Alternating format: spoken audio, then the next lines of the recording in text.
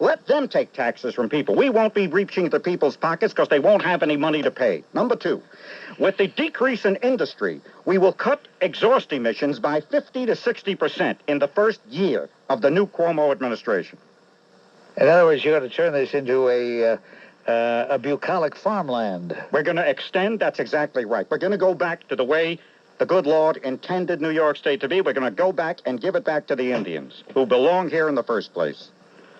All right, I see those guys with the white fedoras and the dark suits and their hands in their pockets. Hey, boss, you want we should take care of this guy now, or you want we should wait?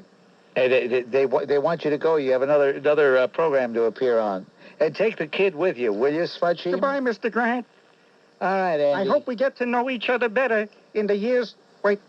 Read it the way I wrote it. In the years to come. That's right.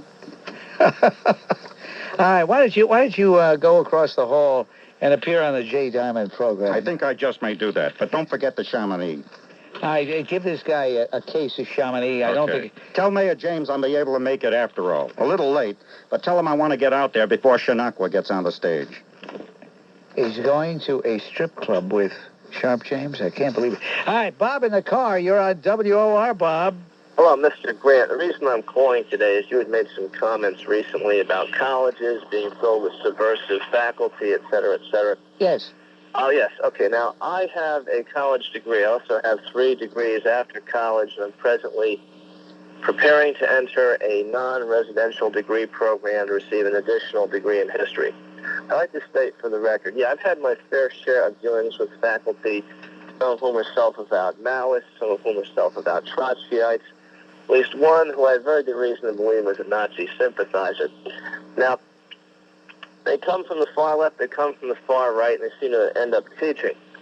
I also like to make a comment. You had indicated a while ago how the newspapers should, in fact, be in existence for the purpose of reporting facts. Journalism is reporting facts, it is not advocacy, and that advocacy belongs on the editorial page. It does not belong on the front page.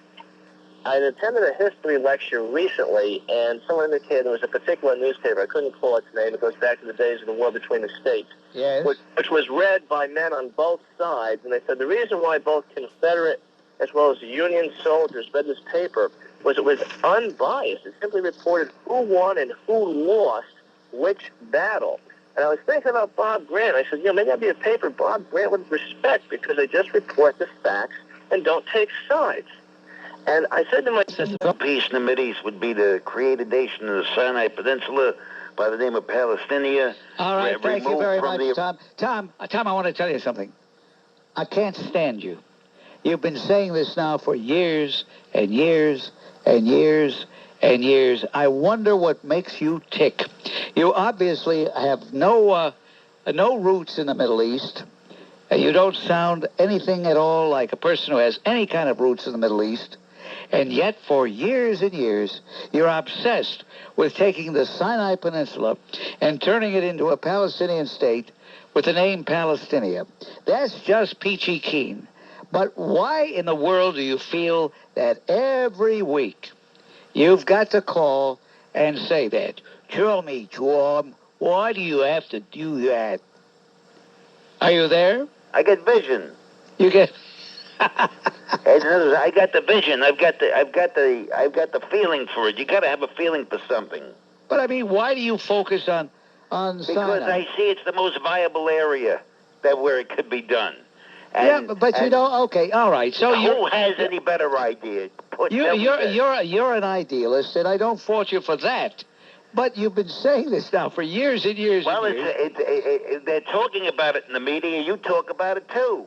Well, why don't the people who have to listen to this? First of all, they have to accept it, and I don't think Egypt's going to accept. Well, they got to talk to them. All right. Bush has been doing everything else but that. Why don't you call the president? And I tell you what, I got great shtick for you. Tell him you're a Muslim, and even though you're not, tell him you are, because he will say to himself, "Oh, I'm talking to a man who believes in peace and mercy.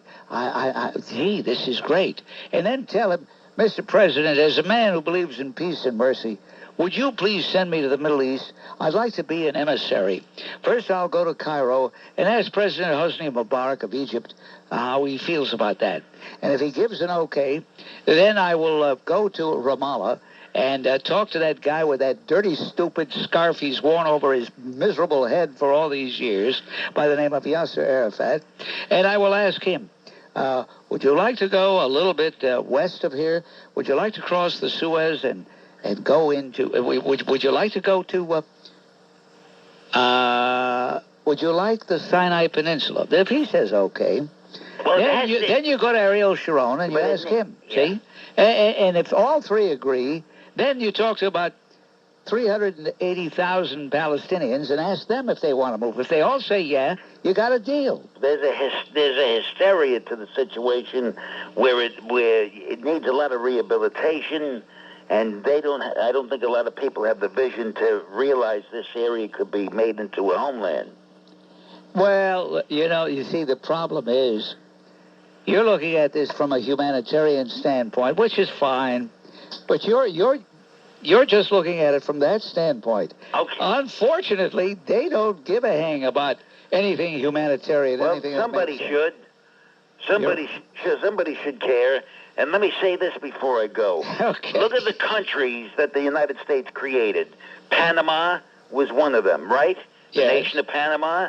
They created Taiwan. Taiwan was... No, we didn't create Taiwan. No, but what I mean to say We is... didn't create Taiwan. No, well, when Chiang Kai-shek had to get off the mainland, he needed a place to go. He went on the island of Formosa. Well, but that was before that, it was the island of Formosa. Now it's the island but that was Chiang Kai-shek who did that. I mean, with money, Bob, with money. There's money involved in there. Look at the... Israel was created, right? Out of the desert, and they can create one more country, too. Well, all right. Let's take the two examples you've given. Taiwan, formerly the island of Formosa, that was the refuge of Chiang Kai-shek and the Kuomintang. We call them the nationalists, the Kuomintang, who fled there in October of 1949 when the Chiang Kai-shek... The reason our country prospers is because of immigration. And where's your family from? Italy? I was born in Chicago, Illinois, pal. Sorry to disappoint But you. your grandfather was from Italy, wasn't he? What's all that about? So your grandfather was an immigrant, and he came to this country, and he got a chance. And where you are today... But Zach, I'm glad you brought that up. I'm so glad you brought that up. Because in those days, when people came to this country, they came to become Americans. Nowadays, people still it's come not... today. It's a small cross-section of people. Yeah, by the way, what's your background, Zach? My background, I'm half Afghan, and I'm half a mix between Irish, French-Canadian, Polish, and that's a Ukrainian. crock Afghans don't intermarry. Get off my phone, you creep, you phony, you fake, you fraud. Straight ahead. But again, and if he could probably be convicted the third time on all counts, what does it take for the conservative talk show host, such as yourself and others, to accept a guilty verdict? I mean, they have no problem accepting the jury verdict in the Diallo case when the cops got off. No problem accepting the jury verdict in the first Rodney King when the cops got off. Why can't it be accepted that maybe this Charles Schwarz is a bad guy? How many trials has it taken for a guilty verdict to be found? How many times before someone is going to start to say, well, maybe he did do it, or it was just going to hold true to the end and say, no, he didn't do it, and he was framed? I mean... I'm sorry that your life is so disrupted over the fact that there are some of us who believe that the man got a bad rap. Gee, how do you sleep at night knowing that I feel that way? Well, how can you breathe? How many trials... I mean, you're gonna just fall apart. Can you imagine this guy, folks, wherever he goes, whatever he does, somebody saying, hey, Al, what's the matter? You look so glum. Well... Bob Grant believes that it was not Charles Schwarz, but Thomas Weiss, who was in the bathroom with that jerk Volpe. He just doesn't believe the guy's got... Because of Weingrad's obsession with nailing this guy, I'm supposed to fall in line and say, yeah, he's guilty. I do not believe he's guilty. I do believe, however, that if I were his advisor, I would suggest that he do what people are saying may happen, which is there is pressure to cut a deal with the government now that the lead juror in the late... So if I were advising him, I would advise him to cut a deal. Now, somebody might say, well, you know, I'm innocent, therefore I'm not going to cut a deal. All right, don't cut a deal, and know that Weingrad will not rest until you are reconvicted, until you are sent once again to jail. You've already done about... Stop it, hey, listen, blow your nose, will you? The next time you call the program, I mean, all I'm hearing is, you can't accept it. Get out of here. I can't believe... Hey, listen, I don't mind if the guy calls and says, hey, you want to know something? I'm planning the nation of Palestina. Yeah, I knew it. Thank you. Let's say hello to Valerie from North Brunswick. Hello, Valerie.